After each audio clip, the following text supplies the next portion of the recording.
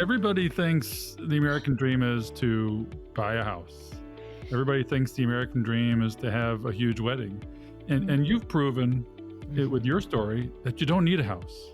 And it can accelerate your path to FI. You don't need the big wedding because it's about the memory.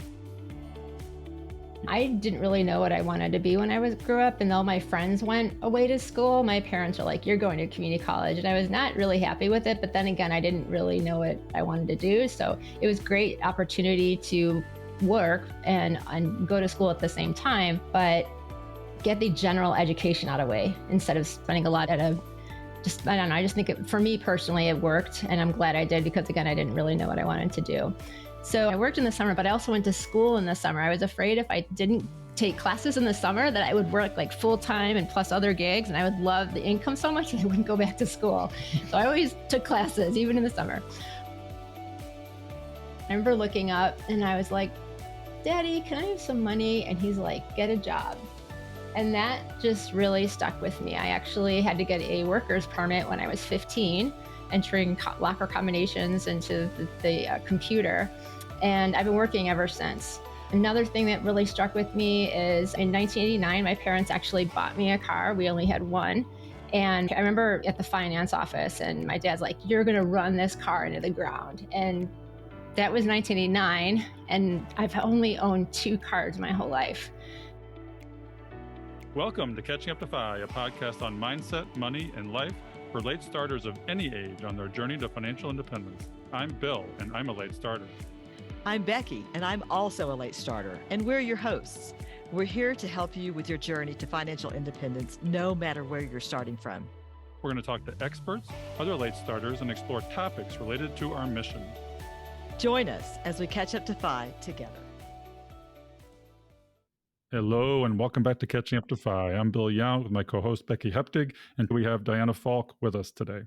Diana is a 52-year-old retired wife, stepmom to 6, grandma to 6, and she's with us on the staff of Catching Up to FI as our Facebook group administrator and also helping with social media and financial literacy advocate residing in Arizona. She's primarily a minimalist. She was in survival mode and burdened with a 6-figure MBA debt for over a decade. The Chicago-born Italian was determined to fight the good fight and enrolled in Financial Peace University. She went gazelle intense to pay off debt, save for an emergency fund, and invest for retirement. Due to the overhaul in her life, she wanted freedom for others and volunteered in stewardship ministries and then the financial independence community. Diana married at 48 and went around the debt mountain for a second time. Diana is passionate to help and encourage late starters as the journey hits very close to home. Welcome to the show, Diana. Thank you, Bill and Becky. It's great to be here. Well, Diana, I was thinking earlier today, you've been connected with Bill and I for quite a while. I met you, I'm trying to think.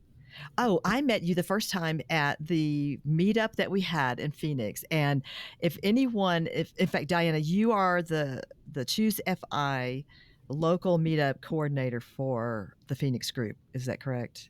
Yes, the admin. And I've held a couple events, correct? Yeah, that's right. So you and I met in Phoenix at a meetup.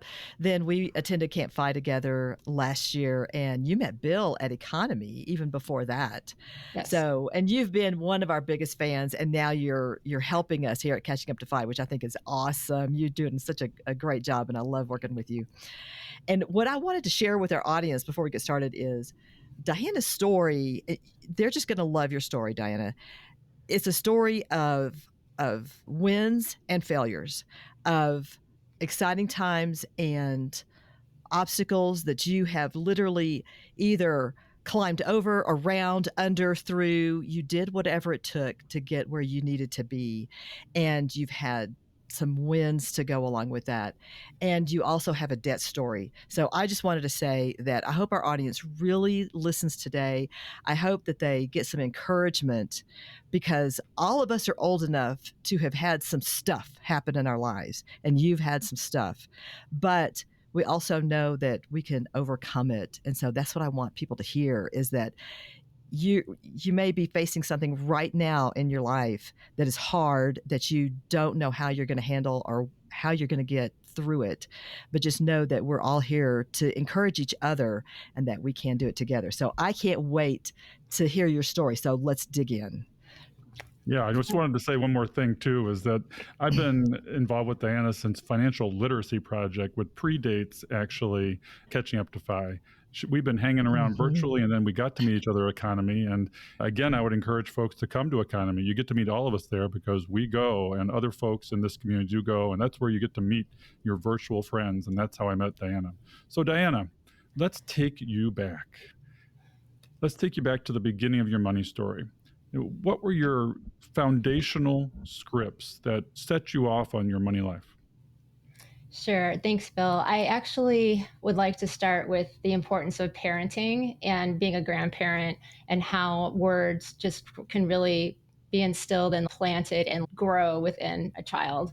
When I was maybe about 8, my father had a dresser drawer, and on the top one, he would count his money. Well, I was small, so I was under the drawer, and I remember looking up and I was like, Daddy, can I have some money? And he's like, get a job.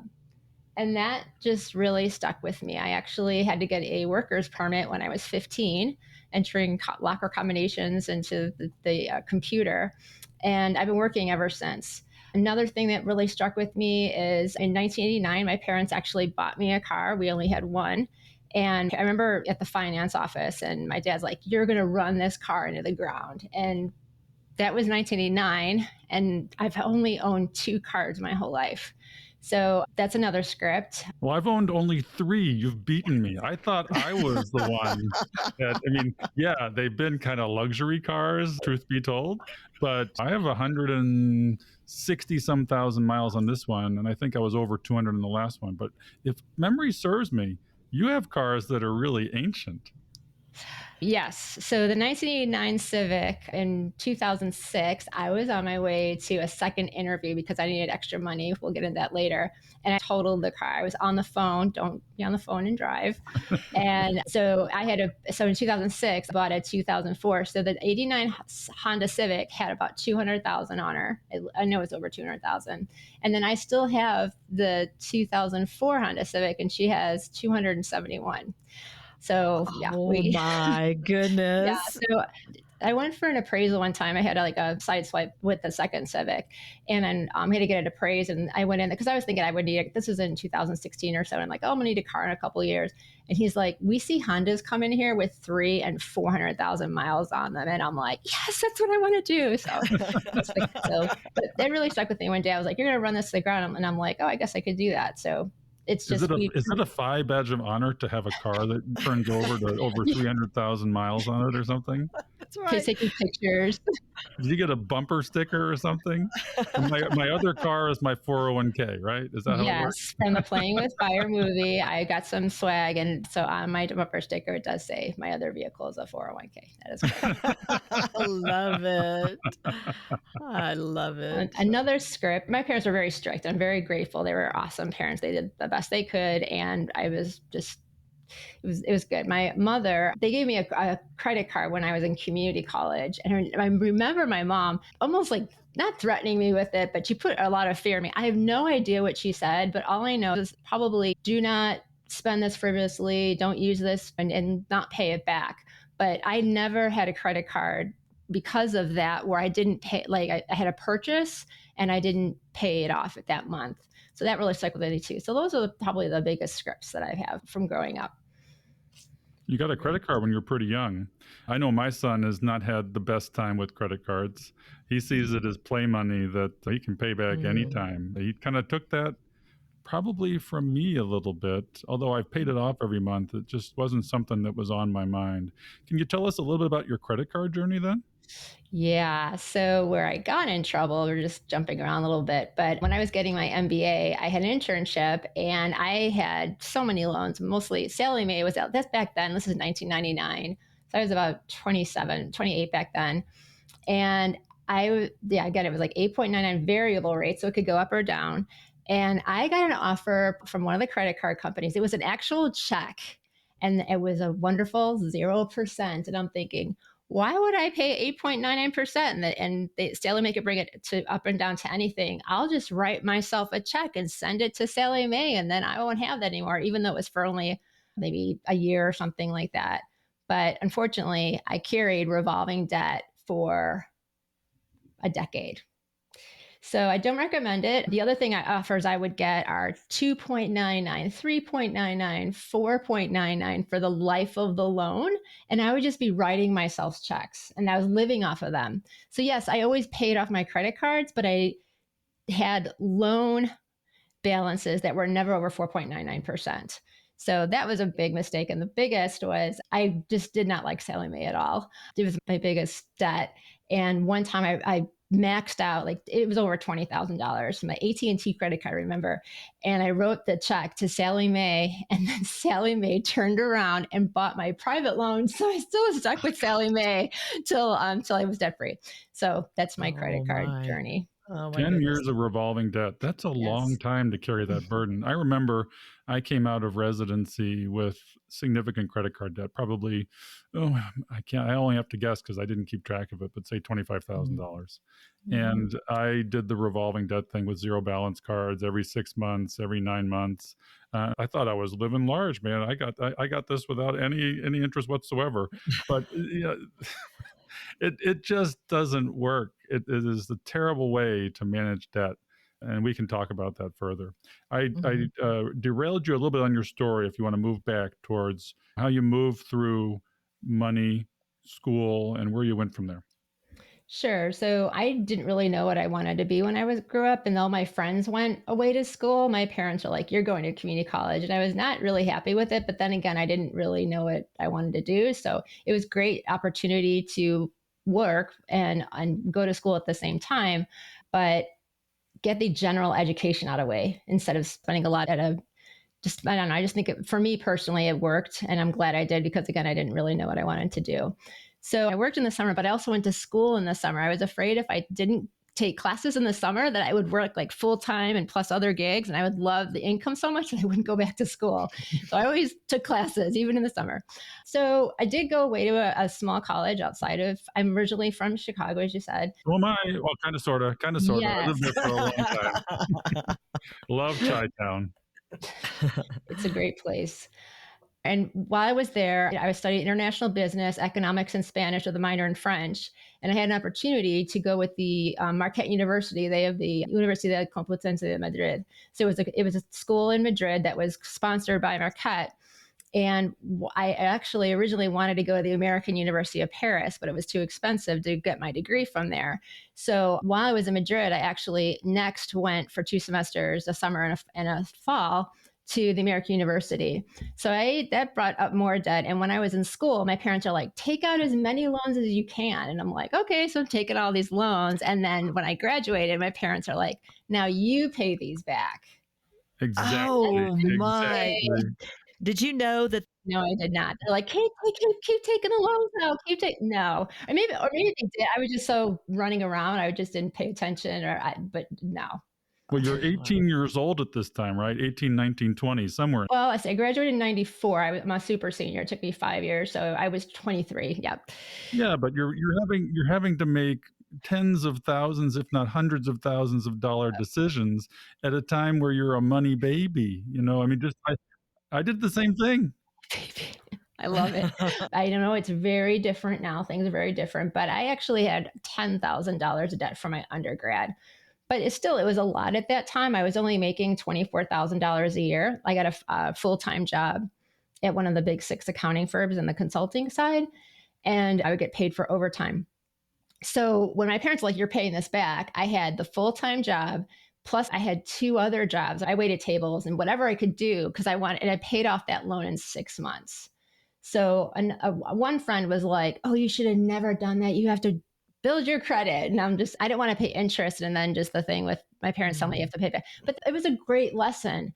So yes, they told me to take out as many loans, but I did something about it. Me personally, I just knew that was something I didn't want. And in 6 months, it was gone. Plus, it was great because if I did have that, I wouldn't have been able to go into the Peace Corps. So I really wasn't using my international business economics and Spanish and French degree. And I remember reading a book, and Guide to Career in International Affairs or something like that. And in the book, they were listing different companies and they wanted developing world experience. And I'm like, why would you want developing world experience? Well, you get to improvise without the resources when you're out in the middle of nowhere. So I applied for the Peace Corps. And I was actually invited to Dominican Republic, and people were like, oh yeah, my parents went there for their honeymoon. But the electricity went on every day, cold showers, and then I'm not kidding you, for work, I would actually like my perfume was off because they love getting you like underneath your desk, they would attack your legs. So I mean, it was pretty rough, but it was great. I was in a great town. I loved it. It was with Chamber of Commerce. So I volunteered for 2 years, and because I didn't have that debt, I was able to do that. And I also, first time, contributed to my IRA when I was working full time before I went to the Peace Corps. So I also knew I wanted to go to Thunderbird. So this is before the internet, and this is 95 to 97. And I had the Thunderbird catalog and literally carried it around the island with me. And I knew that's what I wanted to do. That actually, when I returned home, within, I think, 14 days, my mom and I flew out to Arizona from Chicago, and we went on a tour of the school. I'm like, this is what I want to do. And when I came out here, they couldn't believe I didn't have any debt because I had no money, none. But I was trying to get every loan possible. And I did. $100,000 worth of debt. So I graduated in 2001, had a dream T-Bird job, but again, it was 2001. And there's just a humbling experience after humbling experience I could share. I have a lot of stories. If anybody would like to talk offline, I would love to tell you any story you'd like to know. But just to make this for the sake of the show, my first job was, again, a dream T-Bird job. Everybody was let go. I hit the debt, the minimum payments, but then I had no job. And I got the offers in the mail for 4.99. I'm writing myself checks, living off of that. Job here, job there. And then the world of humanitarian aid opened up for nonprofits. A friend mentioned, you should check out Food for the Hungry. So I'm like, okay. And they needed someone in their Hunger Corps department, which is like Peace Corps, but you raise your own support. But I was actually a paid position of $9 an hour. So I was a clerk for the Hunger Corps area. And I was also waiting tables. And I was a hostess. Now, mind you, I'd also just lost my job that I had. So I was in a $900 apartment. I couldn't afford to break the lease. So I walked in the office. I just let them know what happened. Like, oh, someone just came in here and their lease ended and they had a studio apartment. I was like so relieved because I was so stressed. So anyway, got the 3 jobs. And then the opportunity occurred with them to go with Food for the Hungry International and to go abroad. That was about $32,000 a year. And it was in the Democratic Republic of the Congo in the DRC. And I still tithed and I still made the minimum payments. I think I did. I was still I may have done some deferral on the ones I could. And then that was a year contract. So the majority of my jobs were contract jobs, just so you know. And then in 2004, tsunami hit. So when I came back from the DRC, I started actually, that's when I started renting rooms from families. They like $200 a month, $400 a month. And then the opportunity happened with tsunami, and we had an office in Thailand. So I flew out there, but they really needed me to start raising my own support. And my minimum payments were like I have no idea, like $800 a month, $1,000 a month. And there was no way I could raise my support and be like, yeah, by the way. Oh my. So Diana, let me ask you a question real quick, just to make sure that I'm following. So absolutely. Thank you. You have, at this point in time, you have how much debt? 100,000. And these haven't been forgiven, or when you work for a nonprofit? I don't think there may have been something, but to me personally, and I respect everyone's choices. Again, this is just my story, but I made a promise to pay that back. So, because I remember one friend was like, oh, you can declare bankruptcy. You can't declare bankruptcy on the loans, but I had those checks to myself. And I was like, I signed up for those. And just for me personally, I'm like, I need to pay those off. That was just my decision. Right. So you've got 100,000 in debt. You're working for a nonprofit at obviously a low salary. Now you're expected to raise your own support, right, and you're making minimum payments on the debt. Correct. And some were also on deferment. Okay. Or forbearance. I think I went for forbearance and then deferment, whichever it is that runs out first. How did you feel at this time? Were you diabetic? Where you just were numb to it? Well, that's a good word. No, it was constant stress. It was constant, like a burden. Honestly, I felt like a slave. It was a hard place to be. And I wanted to serve, and I didn't want to have to negotiate with a nonprofit. And I promised I would never, ever do that again. Another opportunity happened after tsunami gig was over, and an opportunity was in Kabul in Afghanistan. Now, that was considerably more. What made it more was, I don't know what the tax laws are now, but at the time, if you are outside of the United States for 12 consecutive months, you paid no federal taxes.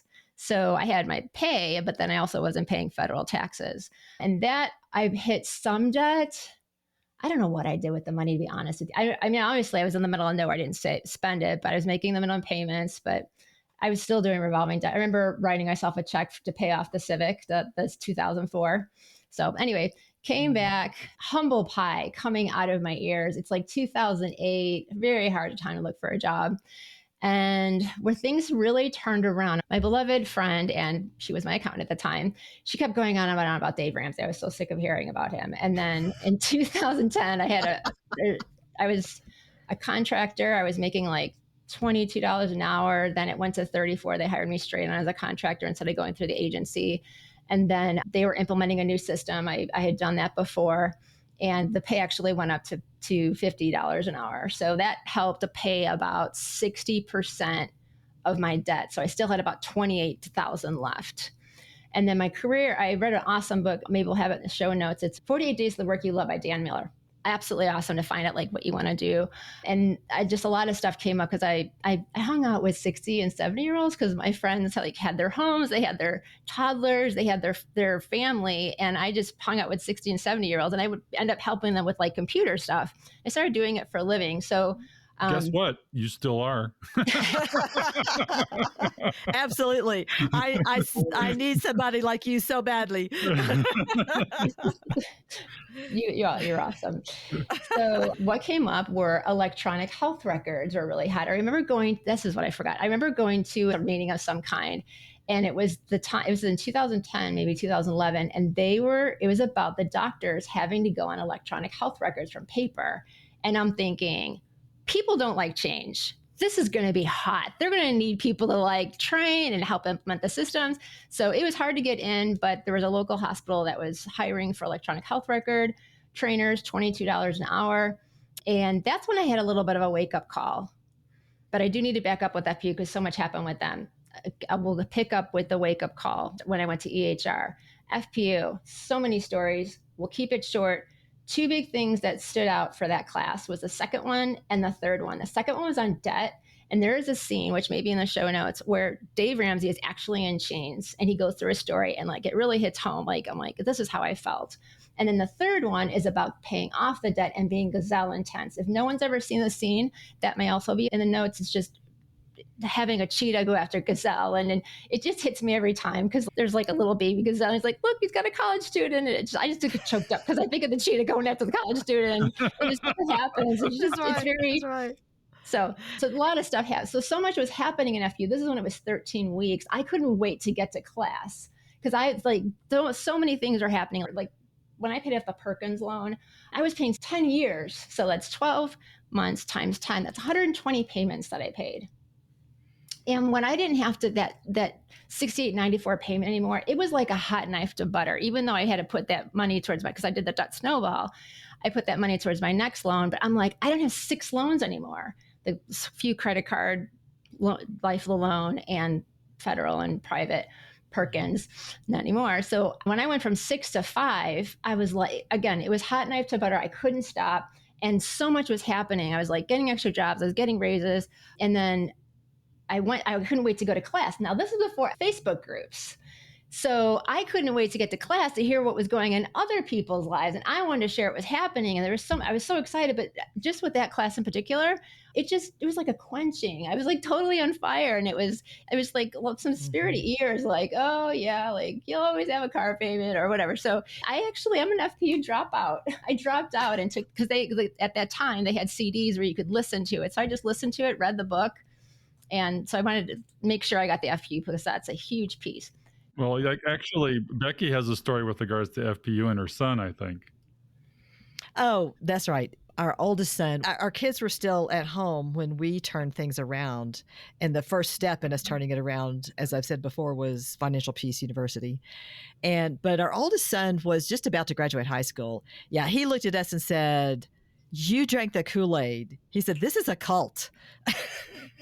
But what's interesting is, of course, later, as you hear in his story in, I think it's episode 31 in Top Gun Finance, you hear that he actually did eventually get it. And he used that to also turn some things around. And I just wanted to make a comment. There are folks that you said you felt like you were on fire. I mean, there are folks that are with their debt situation. It is literally hair on fire. I mean, that is where they are. And sometimes they realize it, and sometimes folks don't realize it. And you're like, you don't understand. You need to get this handled right away. And then when you do, it's amazing how you feel. It's like, oh my gosh, I can breathe now. I mean, it's literally like this huge weight gets lifted off your shoulders, even when you get the first debt paid off. So I just want to encourage all of our listeners that there is a way to do this. If you're under a mountain of debt, there is a way to do this. Well, actually, Becky required that her son listen to the CDs on his way to a new job. If you don't remember from the episode on Top Gun Finance, it was a requirement to pay them back for money they had to wire him when he had no money. I remember that story very vividly. But take us, I want to ask you a question, Diana. Why do you think so many people find Dave Ramsey and Financial Peace University? What is it about our world of finance that is such a common starting point? We hear it over and over and over again. I'm so glad you mentioned that, because where I find a commonality also is in the podcast Millionaires Unveiled. A lot of millionaires started with Dave Ramsey. I don't know what it is for me personally, just with my character. I'm, Italian, like I need shoot from the hip. Tell me what it is.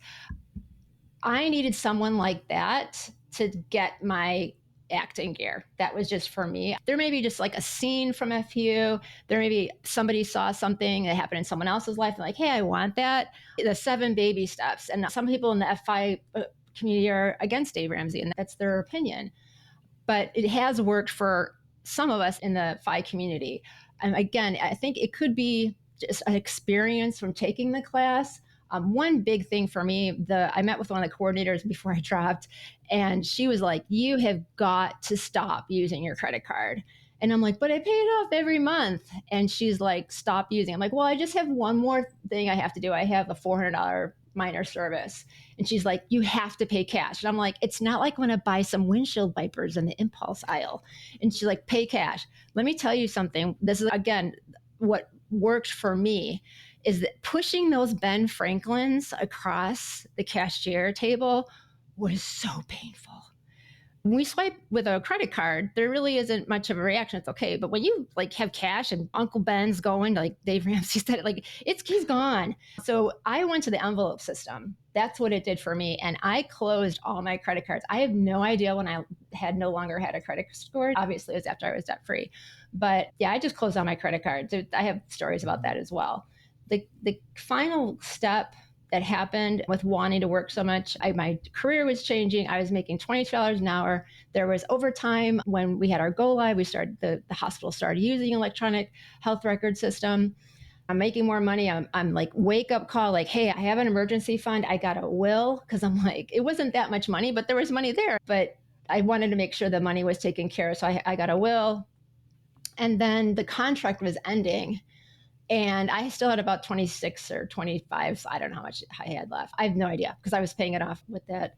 But the contract was ending, and there were these go lives where you would go to another state and the pay was unbelievable. They needed somebody right away. So they actually offered me $60 an hour. Now the gig was for 2 weeks. I worked my way up. I started at $22 an hour. And that gig, I worked 23 days straight. 12-hour shifts, had the commute there, the commute back. And I wasn't working out, and there were 11 floors to the place. And I got to work out. So before the shift would happen, the first time I did it, I was on the 6th floor and I thought I was going to die. But every day I would do it. And this is just like my debt journey. And every day I would go up those stairs and I would say, slow and steady wins the race. Slow and steady wins the race. And it was so hard because I was not in shape, but it just reminded my Dutch journey. And it's just like the tortoise wins every time. And you just keep at it. It can happen. And it's not easy. If it were easy, everybody would be doing it. But side hustles and we're waiting tables. My feet hurt so much I couldn't even fall asleep at time. But I made really good money at that for those 2 weeks, so much that the end of that December 2012, I'm like, I wanted to be debt free by the end of December 2012, because at that time you couldn't write, if they were going to change the law the 1st of 2013, that you couldn't write off interest. And by golly, because of that gig, and I believe God provided all of this, that debt was wiped out. And I have not had any debt since. I will never pay interest again. I don't know if will ever own a home, but we're just renting, and this is just where we are now. And then getting on the car piece, it is also very soothing when I see people like Ramit, who has this, he has the same Accord we do. I will teach you to be rich. Yes, thank you. Well, what I want to know actually is, what age were you at when you hit a net worth of 0? That's a good question, because I had saved for an IRA when I had a 94, 95. So I had a little stash there. And then I contributed to again for like a year or two because I had internships or I was getting my MBA. I honestly do not know, because I had that little stash. So I would say maybe this summer that I was still making $22, sometimes $33 an hour. How old do you think you were at that time? So 22, I was 41, because I didn't wake up. The big wake, I didn't take FPU till I was 38. So how old were you when you paid off all that debt? I was 41. Okay. I wanted to be debt free before I was 40, but I didn't make it. So, okay. But I was 41. Okay. Great. Yeah. And Diana, I want to just make a comment about FPU.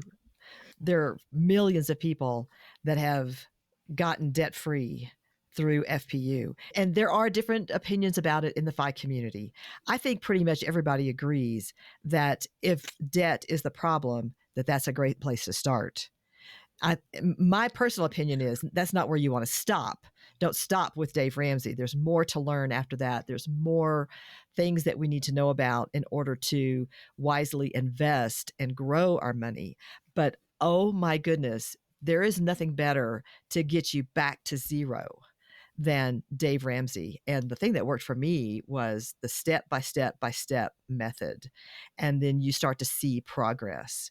I'm so glad to hear that worked as well for you as it did for me. And I'm with you. It was 13 weeks when I took it the first time. It doesn't take that long now. He shortened it. Yes. But yeah, it was a commitment, but it was so worth it in the end. Well, both of you went on to teach in FPU, right? Mm-hmm. Yep, we did. We did. And it's because it makes so much difference. And Bill, all three of us here on the call today have a burning passion for financial literacy and to get this message out to other people. And I think that's probably, Diana, why you turned around and started teaching FPU. I know that's why Stephen and I did it. It made such a difference in our lives. It's like, I've got to share this with other people. I can't keep this to myself. Well, that's why we're all on this podcast together today, right? Yeah, that's absolutely. All right. So now what happens? You've got the debt paid off. So what does life look like now? Yeah, because I was still doing contract jobs. So 2013 was mostly building my emergency fund, sinking funds. But I do want to say something about FPU. Again, FPU isn't really for everybody because it's very, very strict. But what education I recommend now, after now getting into the FI community, Choose FI has free curriculum, free classes at choosefi.com. I mean, I highly recommend those classes. Those are free. Either way, FPU, I recommend Choose FI. There's a whole bunch of classes out there that people are putting. So just to give some people other options as well. Yes, FPU has worked for some, but there's other opportunities. So getting back to 2013, saving for my emergency fund, one of my contractors that I was with, they had 401ks, and I was like, oh, goody. I didn't even know in the end, like in November 2013, that they had Roth 401ks. I didn't know. I was like, oh my gosh, you guys have Roth. So I was signing up for that, but that gig ended. And an opportunity actually opened up for a full-time job. And there was a 401k involved. It was a cut in pay, but there were benefits and I had to think long term. So this is when I first started hardcore in retirement. So 2014, maxing out the Roth IRA. I was doing the Roth 401k and then saving like crazy. So that's when things really started speeding up. And I was in stewardship ministry. I was coordinating FPU classes. I was getting into other ministries in other states and what have you. And another one here, another church. And when I read, there was a blog called No More Harvard Debt. I don't even think it's available anymore, but where a lot of us started was in the blog, they happen to have a link to Mr. Money Mustaches, the shockingly simple math behind early retirement, which I send to everyone. I mean, you read that article and you just go down the bunny route. There's no return. And that really got me. I have to admit, I was afraid of the FI community just because of the credit card hacking and all that. And I didn't have any credit cards, but I started to educate myself more, and I ran out of Marriott points because I wasn't traveling with my job as much. And there was an opportunity, there was a conference in another state, and I'm like, I don't have any Marriott points. So I actually had, because I had no credit score, I went to Amazon. They had like sort of like a pay as you go. And because first Bonvoy rejected me, so I got the Amazon, and it was actually it wasn't even months. And I applied again in Bonvoy, then I got the Bonvoy. How low was your credit score at this point? You'd cancel all your cards. You'd not had any. But you go on, you have no score. None. I didn't have I remember in a class, 2018, I'm like, I don't have a credit score. And like somebody freaked out in our class. They're like, you don't have a credit score? And I'm like, oh, because I'm sure like finance, if I were to do manual underwriting, my interest rate would have been higher. But I was renting rooms from people. Which I didn't mention, had an opportunity. He opened this opportunity in 2009 for a condo to rent for $399 a month, 407 with tax. I lived there for a decade. I lived there till I married Jason. So he did raise the rent once, like after 9 years, like $50 because of insurance. But I mean, I was paying $457 for rent. So that was my house hagging. It was the renting rooms, and then my shoebox apartment, as my husband calls it. So I just wanted to add that in there too. Wow. So I was going to say, you have, in essence, house hacked, not because you rented rooms out to other people or you had roommates, but you just were living in tiny rentals. So you've never owned a home. I have never owned a home. That is correct. Okay. But so let me ask this. Did that give you some flexibility, or did that give you a way to accelerate your debt payoff at times because you were willing to live in small places? And now you said you rented rooms from other people. So you were literally renting like a bedroom in someone's home? That is correct. And sharing the refrigerator, the little piece that says sharing the refrigerator. Oh, wow. And yeah. Okay. So I want folks to hear this. In other words, sometimes when you feel like there is no way, there is a way. Mm-hmm. It's just dependent on the choices you make. And sometimes those choices aren't easy and they're not fun, but they are doable. Is that right? Yes, that is correct. And a little sacrifice now, or a lot, doing what's right for you, and how gazelle you want to be. Or some people, they're like, I still need to travel. Whatever you value, it could prolong the time more. But like, for example, our first year of marriage, we hardly saw one another. Jason had some debt coming in, but we sacrificed that year so we could enjoy the rest of our lives together. So that was just our choice. Do I regret what I did? Like 23 days straight, 26 days straight, working side hustles, doing what I had to do. I don't. I mean, yes, I did get burnt out, I'll be honest, but then you take some time off. But to me, it was worth it. I didn't travel. I didn't get to see my dad for his 70th birthday.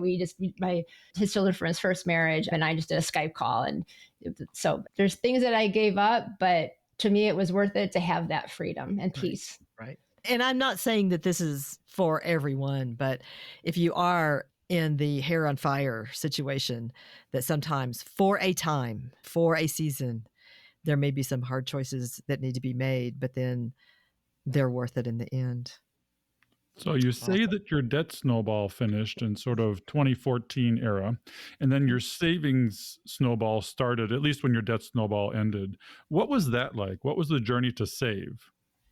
The first baby step is $1,000 in the bank. I had $2,500, and when I had to put $1,500 towards my Perkins loan, which I didn't want to pay off because it was only 5%. That was a hard step.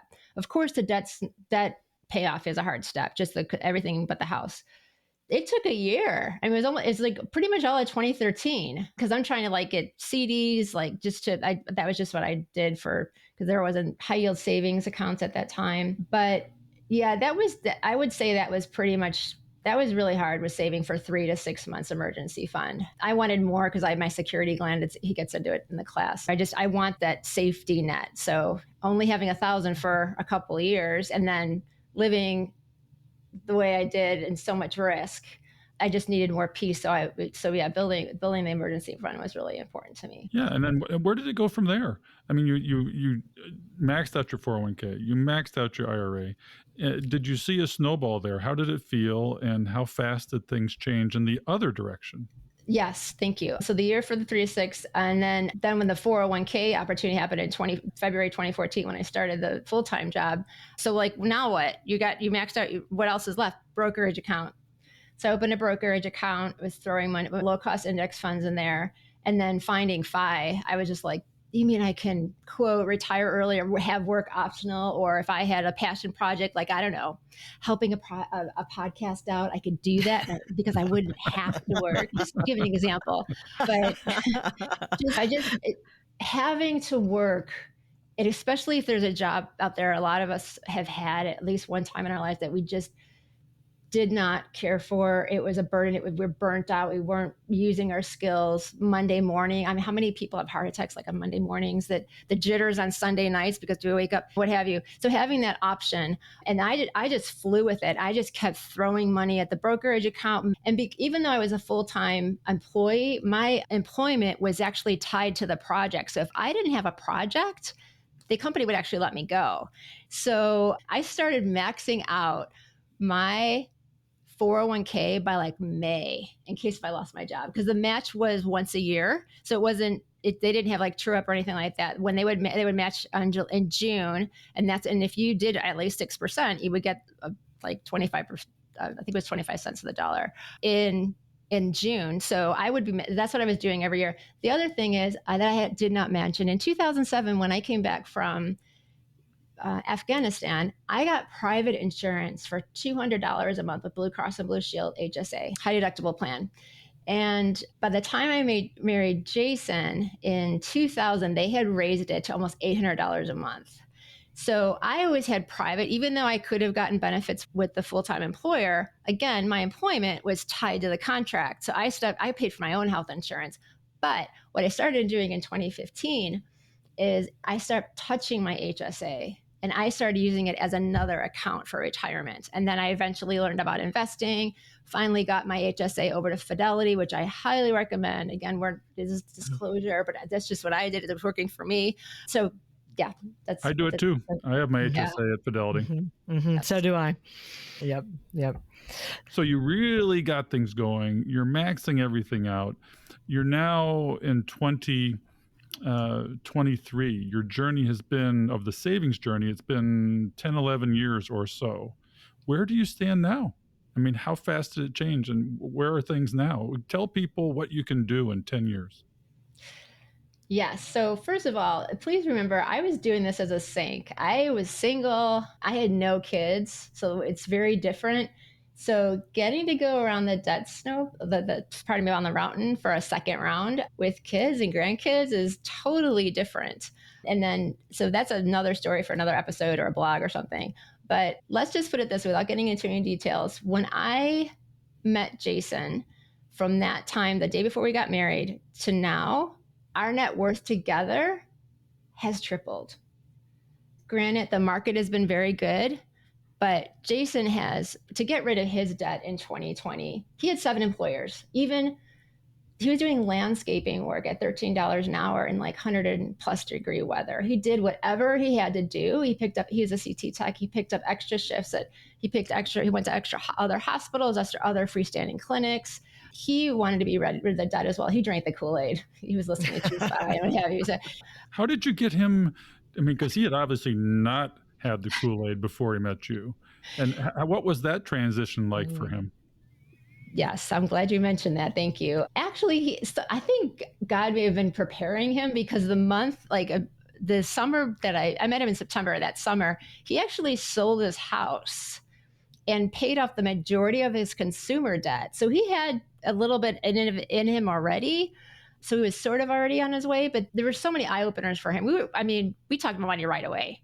And he fessed up about his six-figure. He had over $100,000 in school debt. And he's like, yeah, I'm going for the 10-year thing, right? Because he worked for a hospital. And I said, no, you're not. And I'm like, you promised to pay that. You made a commitment to pay that back. You're paying for that. And so we were going back and forth. And I love Excel spreadsheets. I have a spreadsheet and I made 3 scenarios. So it wasn't too much for him because I'm like, we could pay this off in 2 years. So I had like a 2-year, like a 5-year, like how long, and how long it, like what the payments had to be and what have you. Now, mind you, he was with the federal low at 6.375%.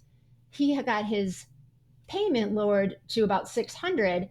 I did the calculation. He was paying over $700 a month in interest. And I said, Jason, did you know that you're never going to get out of this? He's like, yeah, that's why I'm going for the 10-year. I'm like, no, you're going to make extra payments, so you're going to pay this off. And it was actually you, Bill. You're like, he needs to refi to SoFi. So I mentioned that to him. He's like, no, there's a fee when you refinance. All I got to say is when you all get married, just duck and God will get a hold of your husband or your spouse, whatever. So, I mean, that's just what happened because I'm like, okay, don't. And then all of a sudden he's like, so I did some research and at the hospital, they have SoFi, you can refi and they actually pay, there's no fee. I said, really? So we like refinance. He still had a car loan and I'm like, he had a tiny chunk of money. And I'm like, you're paying 4% for this loan. You could pay off the car. So all I did was mention it. He paid it off, and I was like, "Wow!" So it just took a little bit of mentioning. But getting back to the spreadsheet, I mean, I'm not kidding you. He stood there. I showed him the 3 scenarios, and his chin was like on the ground, and he was like, "I thought I would have this debt forever. That I would go to my grave with this debt." And I'm like, "No, these are the ways you can do it." And he drank the Kool-Aid. Of course, we did it together. We sacrificed a lot. We did a lot. His car went out in July 2020. I only had $1,000 in my emergency fund. A lot of stories, but I did have to buy the car because he didn't have the cash for it. I did it with my next paycheck. So I do technically have 3, but the Accord that Ramit has about 211,000 miles on him. So anyway, but as far as like getting him on board, I mean, it was a deal breaker for me. And all I could do was just tell him what I've been doing. And like, he saw like my debt-free journey. And of course, we didn't not travel at all. I mean, he has children. We want to go see the children and the grandchildren. And so we did travel a little bit. We try to do mini moons here and there and go away for a day or two. But yeah, we pretty much did nothing. And there was a time in July 2021, and he just looked at the debt. I think he had scrubs on. He was so tired. He saw the debt and he's like, I just want to be done with this. And I had been saving up some money, and we wrote a check in August 2021. We will never pay interest again. Wow. And hopefully we'll buy a house with cash if we decide to, but anyway, we'll see what happens right now. Two things. Did you do the debt-free scream? A lot of people don't know where that originated. Dave Ramsey, this is when faxes used to be around. So this is years ago. He had a Dave Ramsey show. This is when it was old. And one time a fax came in. I don't know, something happened, or a woman just called in and she's like, Dave, I paid off my house. I don't know. He's like, I sowed the bushes in my front yard. Like, this person like did everything that they could do. And she was just so passionate about it. She's like, Dave, I'm debt free. I'm debt free. And that's where this debt-free scream started. So just so you know what that started.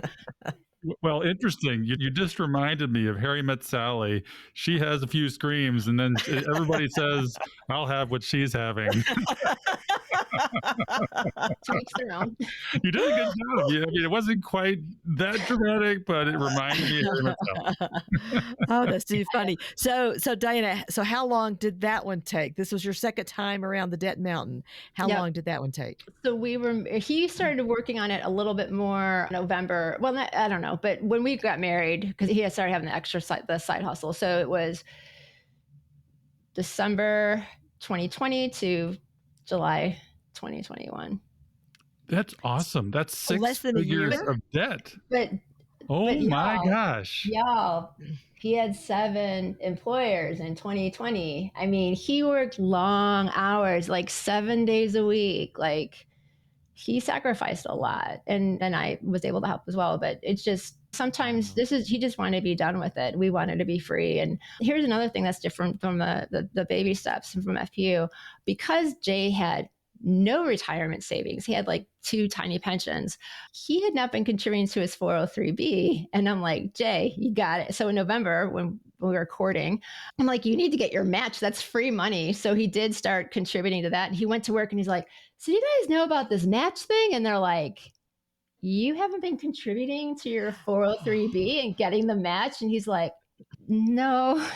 So yeah. And then of course so even though he was paying off debt, so not only was just paying off debt, he's saving because he has no retirement.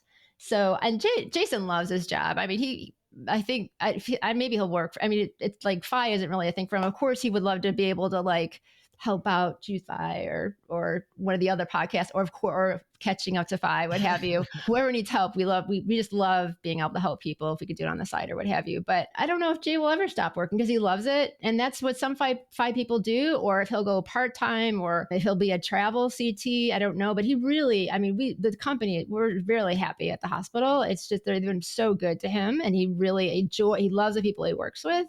So, and now that he's not working nights anymore and days, that's like we have like a life together. We actually have dinner together and stuff. So I don't know if like Phi is really his thing, but he is very like far behind in retirement. But we're also trying to travel as much as possible because, as Becky says, are go-go years. So we want to, and Jason really hasn't seen that much. So we have like a lot to see. So we actually had our first international trip this year, and that was like a big deal. And just living vicariously through him, and because I've been throughout Asia and Africa and other things. So it's just, anyway, I can just keep rambling. Sorry. Well, he loves his job. And a little anecdote on the side is, I want to know how you guys met. Oh gosh. Yeah. So here I am at 48, and I was so tired of people being like, it'll happen when you least expect it. And I'd be like, I'm 48.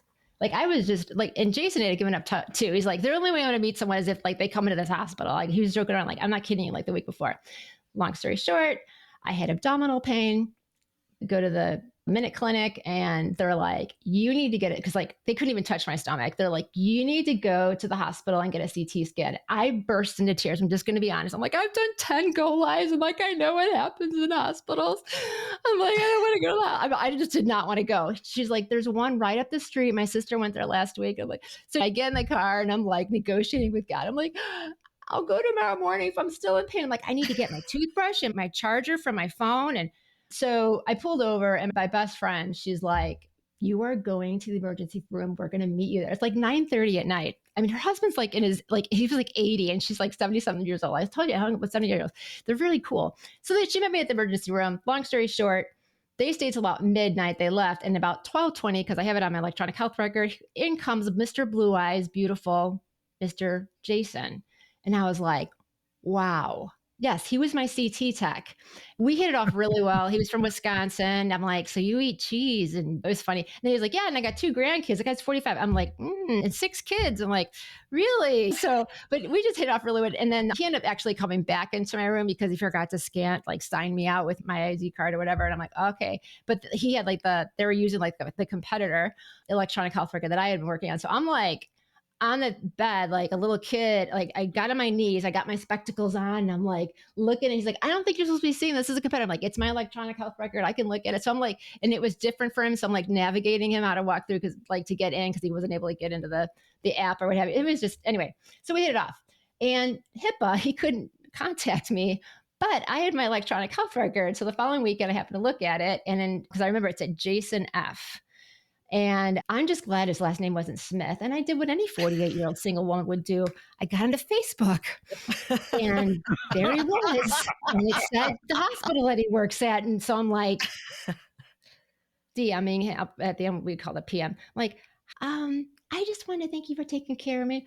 boom, immediately he writes me back. He's like, I'm so glad you contacted me. I couldn't contact you. And we're like messaging back and forth, hitting it off really well. He's like, do you want to go to dinner? And I'm like, what if this guy's like a ding dong? I don't want to sit across the table with some guy for 2 hours. I said, how about a phone call first?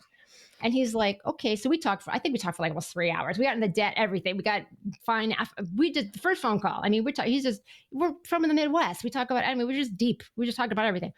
And then he's like, so do you want to go to dinner? And I'm like, how about church?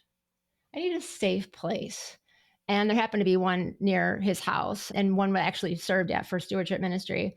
And we met there, and I actually had, I think, a second or third time that we went to the church, I actually had the stewardship director meet with us because we were really good friends, him and his wife. And I'm like, you to meet this guy? Because like my dad's all the way in Chicago and what have you. I'm like, I need the stamp of approval. Like I'm scared. I was 48. I'm like, what am I doing? So, and also our second date, because he kept wanting to take me out to dinner, was a Dave Ramsey event. We volunteered and got free dinner.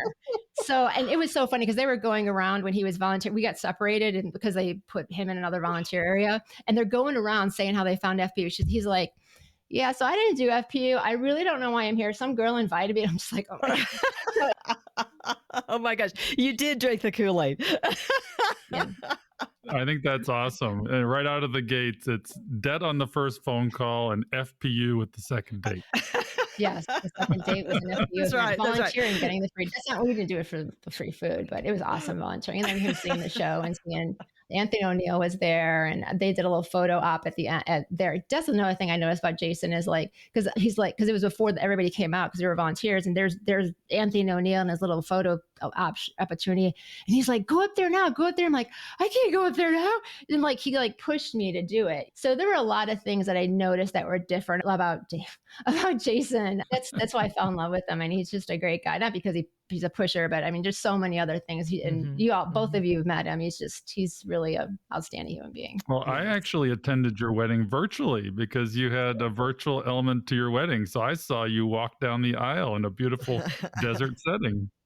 Yes. Nice. We got married. There's a place here called Tom's Thumb, and we got married at the beginning where it starts. And there's a little veranda and stuff. And it was pretty cool that day, but we ended up, I just want to add, and again, some people value weddings. You want to spend a bunch of money. That's what you value. But with everything, it was under $5,000. But it was very short notice. We got married quickly. To be honest, one of the reasons I was off, the company I work for shuts down during Christmas. And he's like, because we're thinking like maybe in the spring or something. He's like, what about December 27th? And I'm like, what? And then I'm like, oh, he's like, you're off that week. And I'm like, oh, I don't have to take any time off. And I'm like, planning my wedding. That's how like into work I was.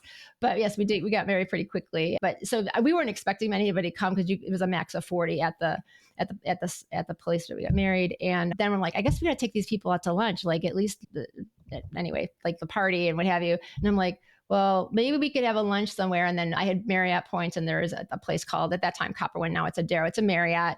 And we went to check it out. I'm like, hey, could we like have a lunch here? And they wanted us to do like per plate or what have you. I'm like, let's just do I'm kidding. We did sandwiches, yes, at my wedding. But it was nice. The view was beautiful. So anyway, so we did not spend that much. My dress wasn't, I think it was like $700 or something like that. And he got a suit for his son. And then, yeah, so the lunch, and then you got to pay for photographer and other things. So we did not have a videographer. I had two people. We had his son and a really good friend of mine just do the Facebook Live. So that's how you were able to watch it. So we were low budget we had to get a bunch of debt. I don't even have an engagement ring.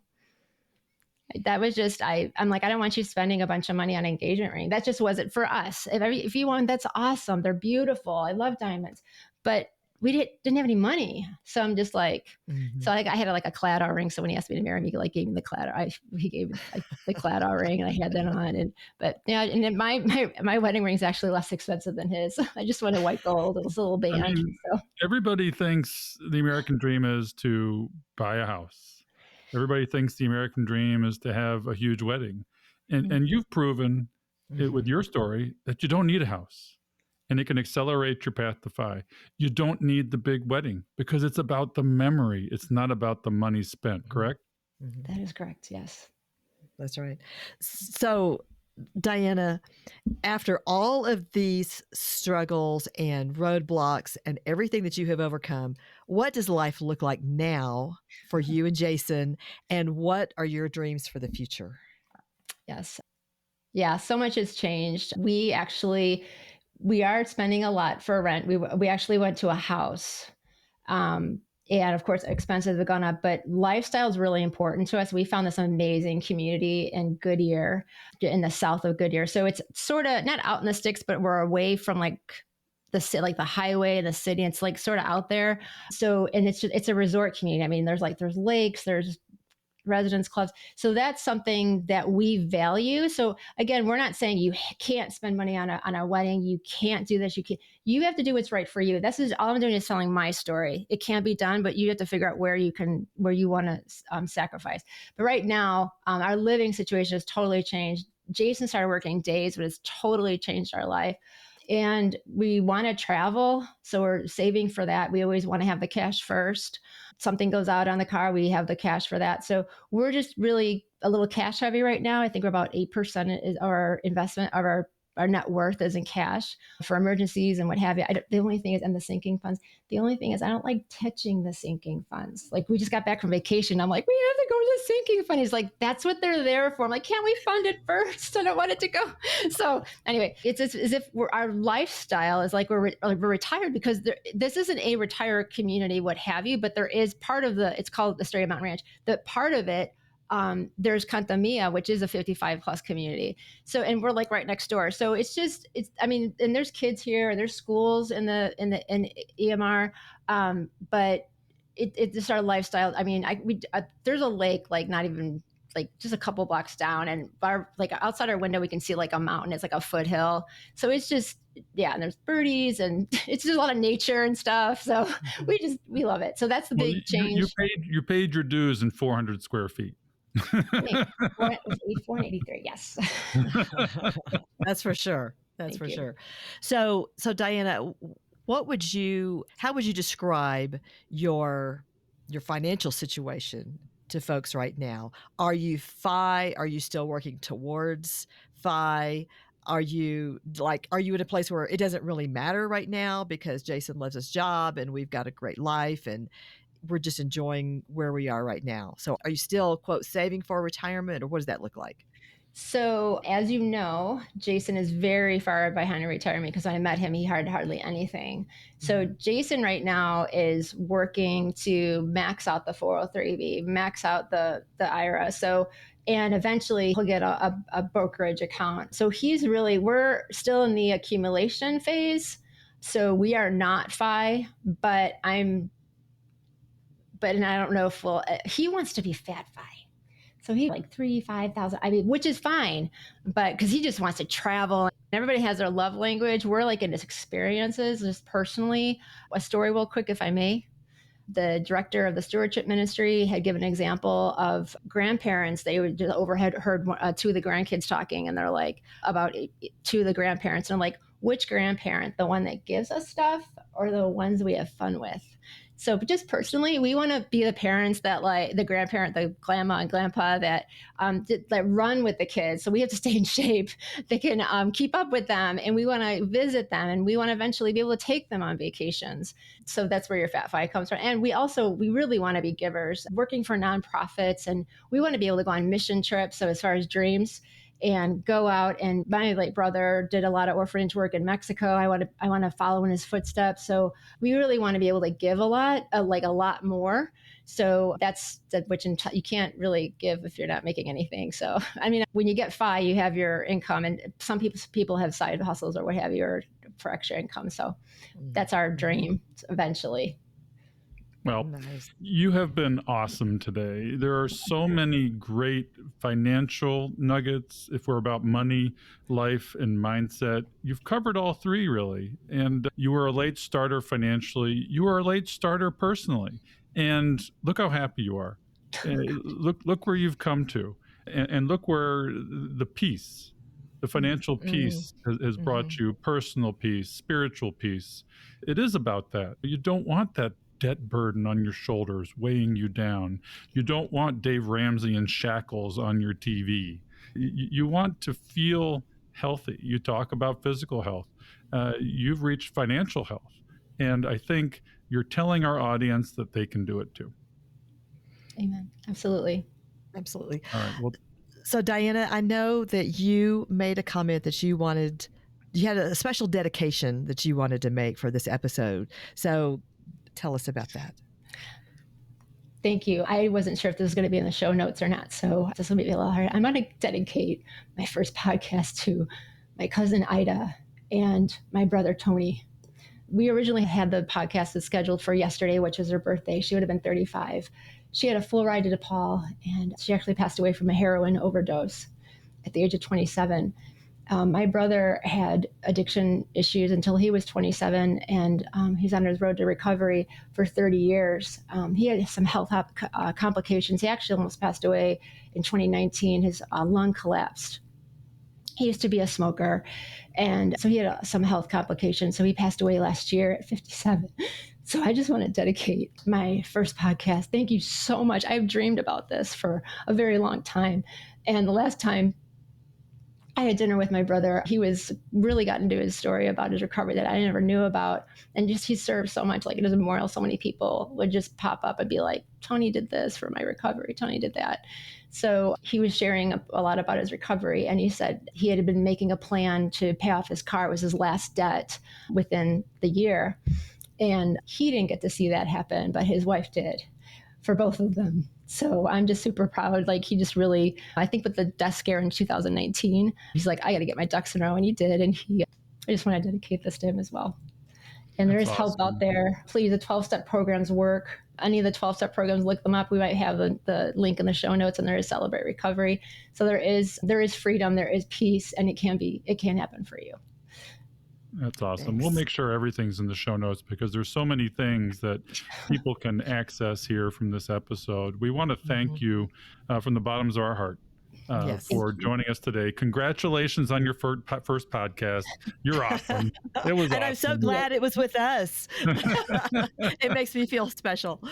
You are special. Well, it won't be your last. It certainly won't be your last because your story really needs to get out there in more ways than one. Thanks again for being here. We'll see you soon on Catching Up to 5. Looking forward to it. Take care, everybody. Bye. We hope you've enjoyed this episode of Catching Up to 5. We would appreciate it if you could leave a 5-star review so that our message can reach others. We are not lawyers, financial advisors, accountants, or tax experts. Please consult your own professional advisors before making any important decisions. Our content is for entertainment and education purposes only. We'll see you next time on Catching Up to 5.